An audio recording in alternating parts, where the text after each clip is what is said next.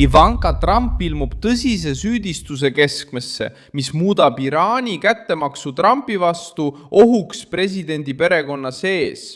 Sellel 2026 aasta 23. mail puhkeb juhtum, sest Mohammed Bakr Saad Daoud, 32-aastane iraaklane, kes on seotud islami revolutsioonilise kaardiväe ja Kataib Hezbollah'ga, on Ameerika Ühendriikides süüdistatud rünnakute võrgustikus tegutsemises ameeriklaste ja juutide vastu. Ja nüüd seostatakse teda plaaniga, mis oleks seadnud Trumpi tütre sihikule, sealhulgas teabega tema Florida elukoha kohta. Poliitiline tõlgendus on tõsine. Pärast Qasem Soleimani tapmist, mille Trump 2020 aastal käsu andis, ei otsi Iraani režiim mitte ainult sõjalist vastust, vaid ka sümboolset kättemaksu. Isiklik ja läbimõeldud kättemaks selle inimese kodu vastu, kes Teherani alandas. Al-Saadi vahistamine paljastab laiemat jälge, kus lääneriikides on sihtmärgiks rakud ja Trumpi perekonnale saadetakse jõhker sõnu. Mida Teheran tegelikult sihikule võtta tahtis? Miks sai Ivankast sihtmärk? Kuidas see võrgustik nii lähedale jõudis? Ma räägin sulle sellest kõigest kohe, aga praegu tahad kindlasti kanalile tellijaks hakata, et olla hästi informeeritud. Reaalajas teave parima võimaliku kvaliteediga. Sellist ajakirjandust pole varem nähtud. Usaldusväärsuse standard Milson Alvese järgi. Juhtum sai jõudu juurde, sest Al-Saad ei esine ainult üksiku võitlejana, kes räägib sotsiaalmeedias. Ameerika Ühendriikide justiitsministeerium teatas 15. mail 2026, et ta arreteeriti ja talle esitati 6 terrorismiga seotud süüdistust. Väidetavalt tegutses ta Kataibe, Hezbollah ja islami revolutsioonilise kaardiväe operaatorina. Süüdistuse kohaselt oli ta seotud peaaegu 20 rünnaku või rünnakukatsega Euroopas ja Ameerika Ühendriikides, mille sihtmärgiks olid Ameerika, Iisraeli huvid ja juudi kogukonnad. Seos Ivanka Trumpiga ilmneb poliitilise ja sõjalise kättemaksu kontekstis. Põhjuseks on nimetatud Soleimani surm, kes oli Iraani revolutsioonilise kaardiväe Qudsi vägede keskne tegelane. Selle grupi jaoks ei olnud Trump lihtsalt president, kes andis loa sõjaliseks operatsiooniks. Temast sai alanduse sümbol, mis Iraani režiimile peale suruti. Just siis hakkab Trumpi perekonda käsitletama kui psühholoogilist sihtmärki. Ivanka tabamine oleks viis tuua sõda selle mehe poliitilisse koju, kes seisis Teherani vastu vabandust palumata. Al-Saad vahistati väljaspool Ameerika Ühendriike ja viidi Ameerika võimude hoole alla. Justiitsministeeriumi andmetel tal toimus ärakuulamine Manhattani föderaalkohtus ja hoiti teda vahi all, kuni menetlus edasi liigub. Operatsioon näitab, et Washington jälgis juba suuremat võrgustikku, mitte ainult ühte nime. Ameerika valitsus väidab, et süüdistatav juhtis ja õhutas rünnakuid ameeriklaste ja juutide vastu nii Ameerika territooriumil kui ka väljaspool seda, et teenida Kataib Hezbollah ja islami revolutsioonilise kaardiväe eesmärke. Justiitsministeerium väidab, et Al-Saad töötas tihedalt koos Qasem Soleimani ja Abu Mahdi al-Muhandisega, Kataib Hezbollah juhiga, kes hukkus samas 2020 aasta Ameerika rünnakus. Pärast neid surmasid hakkas ta süüdistuse kohaselt toetama tegevusi ameeriklaste ja Iisraeliga seotud huvide vastu. Kättemaks ei jäänud enam ainult sõnadeks, vaid sellest sai kriminaaluurimine Ameerika Ühendriikides. Al-Saadi nimel omistatud jäljed hõlmavad rünnakuid ja rünnakukatseid lääneriikide linnades. Ameerika võimud toovad välja tegevused Euroopas ja ähvardused Ameerika Ühendriikides, sealhulgas sihtmärgid New Yorgis, Californias ja Arizonas.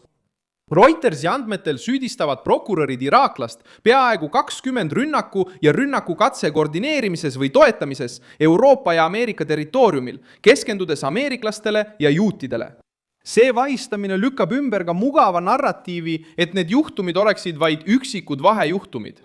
Tekkiv arusaam on lihtne. Islami revolutsiooniline kaardivägi ja nende liitlasorganisatsioonid ei tegutseks ainult Lähis-Idas, vaid püüaksid külvata hirmu ka lääneriikide pealinnades, kasutades vahendajate võrgustikke ja madala profiiliga tegevusi, et eitada otsest seotust.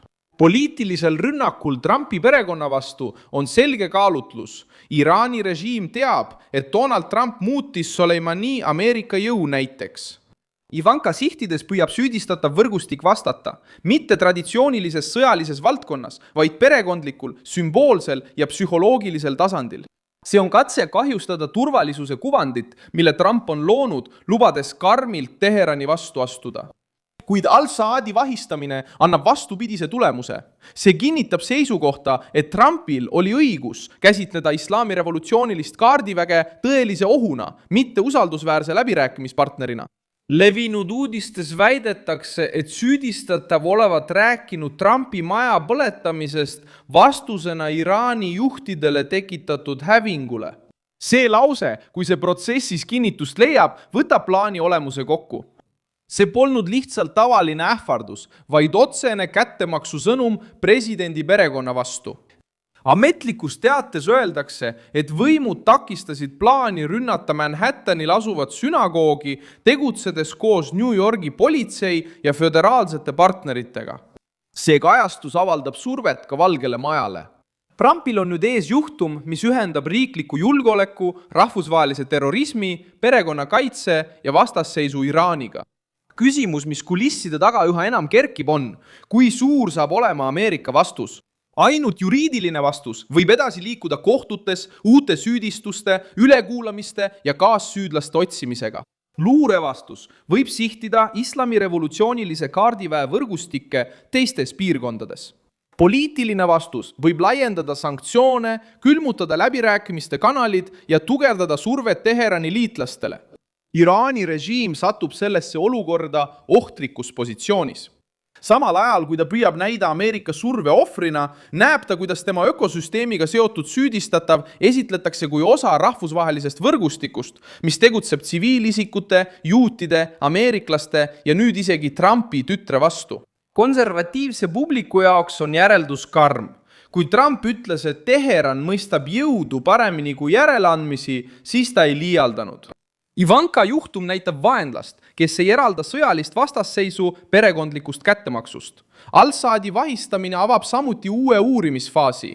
Ameerika võimud peavad uurima, kes rahastas, kes hõlbustas liikumist, kes andis logistilist tuge, kes sai käske ja millised rakud võivad veel aktiivsed olla.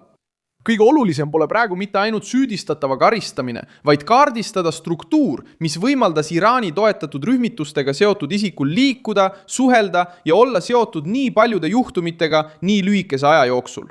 Trump saab võimsa poliitilise argumendi.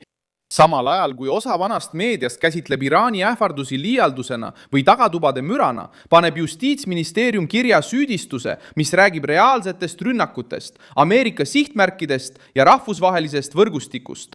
Nüüd saadeti sõnum Washingtonist Teherani. Trumpi perega jamamine võib režiimile palju kallimaks maksma minna, kui nad arvasid. Mina olen Milson Alves, globaal, rahvusvaheliste suhete asjatundja ja minu eesmärk on hoida sind iga päev tõese infoga hästi kursis. Uudiste lingid on video kirjelduses. Pane sellele videole like, telli kanal ja vaata lõpus kindlasti kommentaare, et olla veelgi Milson Alves Global kogukonnas veelgi aktiivsem.